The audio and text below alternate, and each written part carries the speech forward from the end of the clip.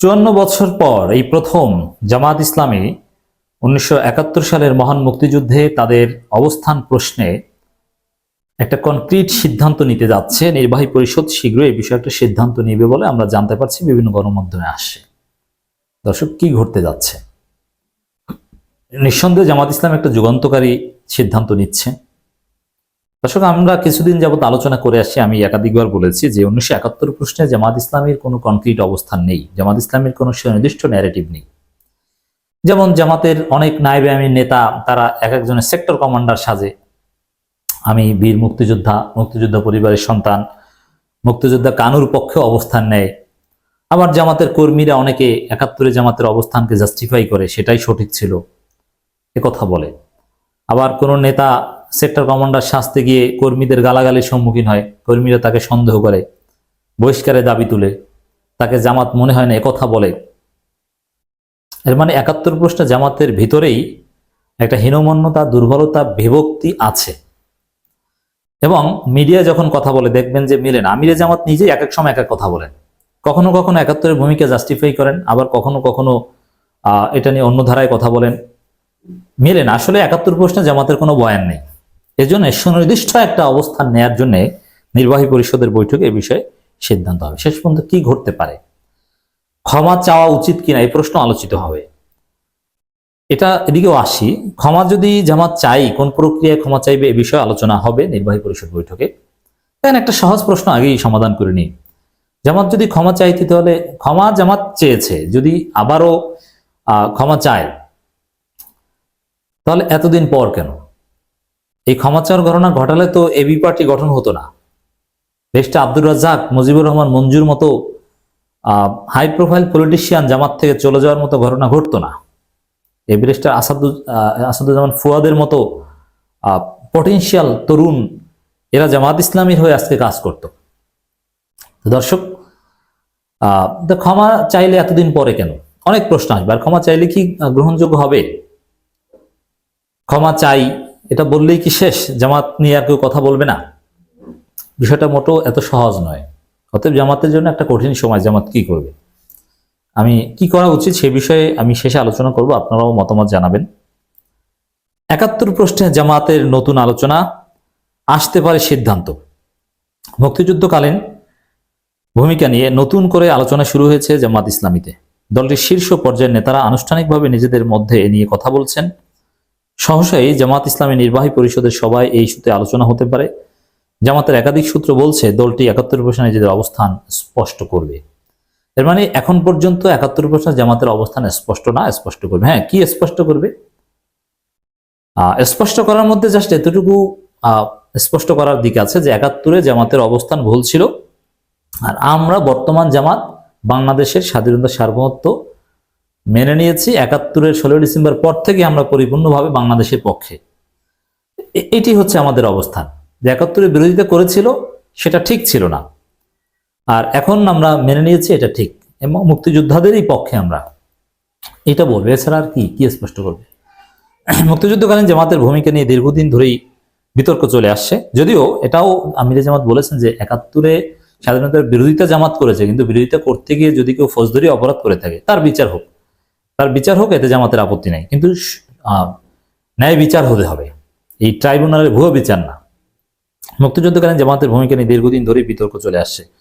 দলটি এখনো এ নিয়ে ক্ষমা প্রার্থনা করেনি, ক্ষমা চেয়েছে। ক্ষমা চাওয়ার যে উপাদান সেটা অলরেডি হয়ে গেছে, আমরা অনেকবার এই কথা বলেছি। মানবতা বিরোধী অপরাধের অভিযোগে বিগত আওয়ামী লীগ সরকার আমলে জামাতের শীর্ষ নেতাদের মৃত্যুদণ্ড কার্যকর হয়। যদিও বিচার নিয়ে বিতর্ক রয়েছে, 71 প্রশ্নে জামাতেরও নানা সময় ভিন্ন মত ছিল। দলটির নেতাদের কারো কারো মত ছিল তখনকার রাজনৈতিক সিদ্ধান্তের জন্য ক্ষমা প্রার্থনা করা, কিন্তু সংখ্যাগরিষ্ঠ নেতারা কখনো এ ব্যাপারে সাড়া দেননি। তবে জামাতের সব নেতাই দাবি করে আসছে জামাত নেতারা যুদ্ধাপরাধে জড়িত ছিল না। হ্যাঁ, এই বিষয়ে জামাত একেবারে ইত্তেফাক। তবে এটাও ঠিক, কেউ কোনো অপরাধ না করলে ছাত্র সংঘের বা জামাতের যেসব রোকন বা কর্মী 1971 সালে মুক্তিযোদ্ধাদের হাতে নিহত হয়েছে তাদেরকে জামাত কেন স্মরণ করে না? তাদের তালিকা জামাতের কাছে কেন নেই? 5 আগস্ট আওয়ামী লীগ সরকারের পতনের পর জামাত অপেক্ষাকৃত সুবিধাজনক অবস্থানে রয়েছে। 1.5 দশক পর দলটি প্রকাশ্যে রাজনৈতিক কর্মসূচি পালন করছে। বিভিন্ন গুরুত্বপূর্ণ পদে জামাতের লোকজন নিয়োগ পাচ্ছেন এমন আলোচনা রয়েছে। তবে মুক্তিযুদ্ধকালীন দলটির ভূমিকা নিয়ে সমালোচনা থামছে না। পরিবর্তিত পরিস্থিতিতে জামায়াতের এ ব্যাপারে কি করতে পারে তা নিয়ে দলটি শীর্ষ কয়েকজন নেতা আলোচনা করেছে। দেখেন, বিএনপির যে একটা প্রোগ্রাম প্রেস ক্লাব যেটা হয়েছিল, যেখানে জামাত শিবির ক্ষমা চায়নি, কথা মেজর হাফিজ বলেছে, এরপরে হয়তো জামাত নড়ে চড়ে বসেছে। কারণ জামাত দেখেছে যে আওয়ামী লীগ পালানোর পরও জামাতকে স্বাধীনতা বিরোধী রাজাকার ট্যাগ দেওয়া বন্ধ হচ্ছে না, এর মানে বাংলাদেশে এটা থাকবে। এটা জামাত হয়তো বা উপলব্ধি করেছে। আওয়ামী লীগ থাকুক আর না থাকুক, জামাতকে স্বাধীনতা বিরোধী ট্যাগ, এই রাজনীতি থাকবে। জামাতের শীর্ষ পর্যায়ের এক নেতা জানান, ৭১ নিজেদের ভূমিকা নিয়ে দেশের জনগণের কাছে জামাত যেতে যাচ্ছে। এ বিষয়ে দলের ২-৩ জন শীর্ষ নেতাও একমত। তবে তারা সিদ্ধান্ত নিয়েছেন যে জামাতের নির্বাহী পরিষদের বৈঠকে বিষয়টি তারা উপস্থাপন করবেন, সেখানে বিস্তারিত আলোচনা করে সিদ্ধান্ত নেওয়া হবে। ৭১ জামাতের ভূমিকা কি ছিল তা জাতির সামনে পরিষ্কার করা হবে বলে জানান তিনি। তবে জামাত ক্ষমা চাইবে কিনা কিংবা ক্ষমা চাইলে কি প্রক্রিয়া চাইবে এই নেতা খোলাসা করে বলেননি। মানে ৭১ প্রশ্নে জামাতের নির্বাহী পরিষদের মধ্যেই একতেলাপ আছে। তিনি বলছেন নির্বাহী পরিষদ এ ব্যাপারে সিদ্ধান্ত নেবে। জামাতের সেক্রেটারি জেনারেল মিয়া গোলাম পরোয়ার সঙ্গে যোগাযোগ করে তিনি এই ব্যাপারে কিছু বলছেন যে তার জানা নেই। শিবিরের শীর্ষ পর্যায়ের ২ সাবেক নেতা এ প্রসঙ্গে দুটি দিক তুলে ধরেন। তারা বলেন ৭১ প্রশ্নে জামাত যথাযথভাবে ডিল করতে পারেনি, রাইট। তবে এটাও সত্য যে দেশে অতীত গণতান্ত্রিক পরিবেশ ছিল না, জামাতের জন্য খোলামেলাভাবে বিষয়টি নিয়ে আলোচনা করা, সিদ্ধান্ত নেওয়ার উপযুক্ত পরিবেশ ছিল না। এটা নিয়ে আলোচনা করতে এরকম উপযুক্ত পরিবেশ দরকার হয় না। তবে অতীতে জামাত নেতাদের কেউ কেউ দলের অভ্যন্তরে এ নিয়ে খোলামেলা আলাপ করেছিলেন। জামাতের সাবেক প্রভাবশালী নেতা ব্যারিস্টার আব্দুর রাজ্জাক তার পদত্যাগের সময় বিষয়টি উল্লেখ করেছিলেন। তবে জামাতের বেশিরভাগ নেতাই বরাবরই ইস্যুতে নীরব বা ক্ষমা চাওয়ার বিরোধিতা করছেন। তাদের মত হলো জামাত কোনো যুদ্ধাপরাধ করেনি, তাছাড়া ক্ষমা চেয়ে আখেরে কোনো লাভ হবে না বলে মনে করেন। এই প্রশ্নের সাথে আমি একমত। ক্ষমা চাইলে আলাদা কোনো লাভ হবে না। লাভ হতে পারে জামাত ইসলামী রাজনীতি বাদ দিয়ে দিলে, যে না ভোটের রাজনীতি জামাত করবে না, তাহলে লাভ হবে, কিন্তু ক্ষমা চাইলে কোনো লাভ হবে না। সম্প্রতি বিএনপির কয়েকজন নেতা মুক্তিযুদ্ধকালীন জামাতের ভূমিকা নিয়ে নতুন করে কথা বলছেন। সর্বশেষ এ নিয়ে বলছেন বিএনপি স্থায়ী কমিটির সদস্য, এটা আপনারা জানেন, জামাতের আমির ডাক্তার শফিকুর রহমান একাধিকবার ইস্যুতে কথা বলেছেন। এক অনুষ্ঠানে তিনি বলেন, মুক্তিযুদ্ধের সময় জামাতের কোনো ভুল সন্দেহিতভাবে প্রমাণিত হলে দলটি ক্ষমা চাইবে। ৭১ পরিস্থিতি তুলে ধরে তিনি বলেন, যারা ভারতে চলে গিয়েছিল তাদের জন্য পরিস্থিতি এক ছিল, আর যারা দেশে ছিল তাদের জন্য আর এক ছিল, ইত্যাদি ইত্যাদি। যাই হোক দর্শক, জামাতের নেতারা নড়েচড়ে বসেছে। কেউ কেউ জামাতের ভিতরে এটা নিয়ে ইখতিলাফ, কেউ কেউ বিষয়টা সামনে আনতে চাচ্ছেন আবার। তো দর্শক, এবার আসি যে জামাতের কি করা উচিত। আমার মত আগেই বলেছি, আমার টেক হচ্ছে যে জামাতের রাজনীতি বাদ দিয়ে দেওয়া উচিত, অন্য নামে দল খোলা উচিত। কারণ জামাত ইসলামী নামে রাজনীতি করলে এইটা আজীবন থাকবে, ক্ষমা চাইলেও থাকবে। ক্ষমা চাইলে বরং জামাতের বিরুদ্ধে আরো বেশি প্রচারণা চলতে পারে। আর ভারত যতদিন থাকবে ততদিন জামাতের বিরুদ্ধে প্রচারণা থাকবে। অতএব আর অন্য নামে দল করলেও যে একেবারে কিছু বলবে না তাও কিন্তু না, তাও বলবে, যদিও তেমন জোরালো ভাবে কিছু করতে পারে না। যেমন এই শিক্ষার্থীদের তো স্বাধীনতা বিরোধী দোসর বলা শুরু করেছে অলরেডি। এবি পার্টি তাদেরকে কি ট্যাগ দেওয়া হচ্ছে না যে জামাতের বি টিম? অতএব জামাত যাই করুক, ক্ষমা চাক, অন্য নামে দল করুক, যাই করুক,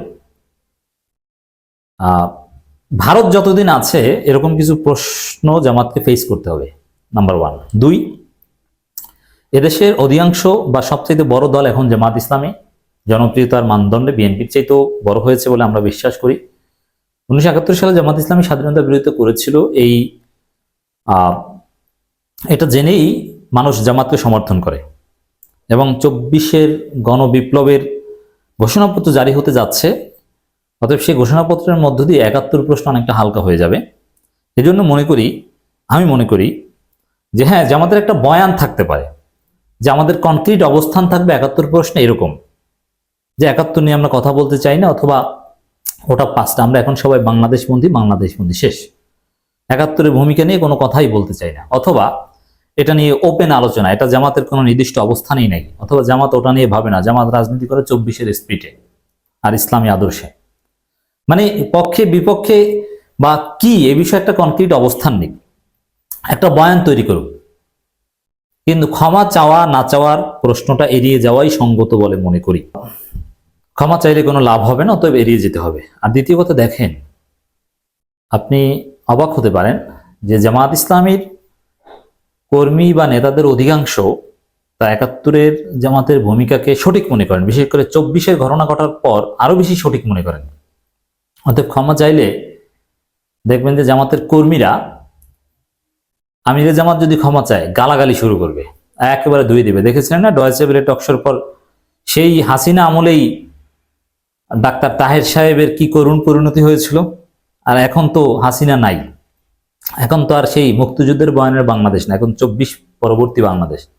অতএব খবর আছে ক্ষমা চাইলে, জামাত চরম বেকায়দায় পড়বে, কর্মীরা বিক্ষোভ করবে ক্ষমা চাইলে।